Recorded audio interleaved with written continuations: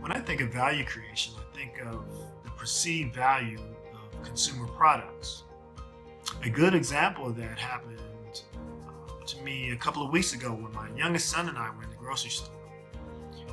We were there to pick up a few items, and I was going through the store and browsing, stopping from time to time to pick up something that we needed and point out the differences in the prices or any other differences between the many products on the shelf, using it as a teaching moment.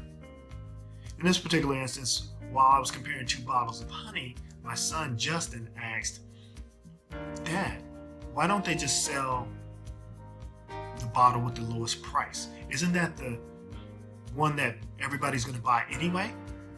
I said, "Yeah, but this bottle happens to be on sale, and it won't always be on sale. The store may decide to lower the price to sell more at a time and then put another brand on sale during another time." So a couple of weeks later, my wife goes to one of the big box superstores and comes home with huge boxes of stuff, and my older son Jalen is helping unload the stuff in the kitchen, while Justin, with his newfound intelligence, starts naming everything that he brings in and saying, "Yep, that's on sale, and that was on sale, and that was on sale." Clearly annoyed, Jalen says to Justin, "Hey Justin, do you know Mommy and Daddy got you on sale?" "Nope, they didn't," said Justin. "Oh yeah," says Jalen. "When they got me, they got you at half price." "Nope," says Justin. "There's only one of me, so I couldn't be on sale." "You're right," says Jalen. "But they had to put you on sale because when your front teeth fell out, they had to replace them with rabbit's teeth."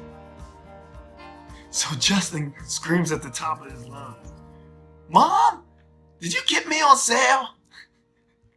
This is just one example of how perceived value can change from consumer to consumer.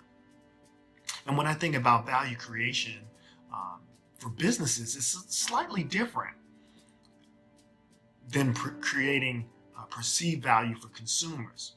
I'm reminded of a story a colleague told me about a guy he used to work with named Ed. Ed was a tough guy, not the guy you wanted to meet in a dark alley. He even spent time in a motorcycle gang.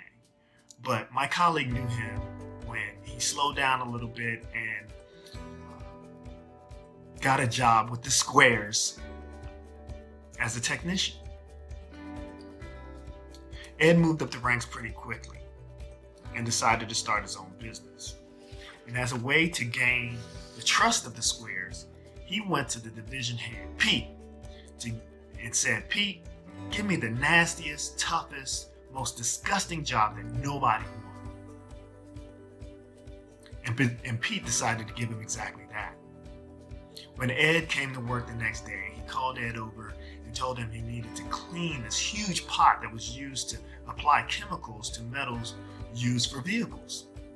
And Ed was so excited that he started climbing up the ladder to get in the chemical pot, and Pete had to grab him and say, hey, slow down. You can't just jump in there. You got to put on a protective suit to get in there. Ed said, "Well, why didn't you give me the suit before we got over here?"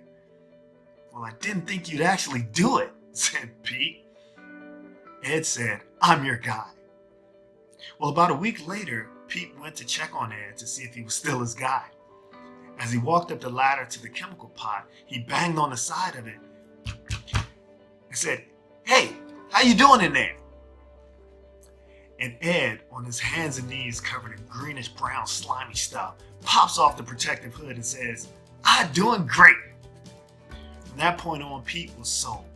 Ed grew the most nastiest, toughest, most disgusting job that nobody wanted into a multi-million-dollar professional services business.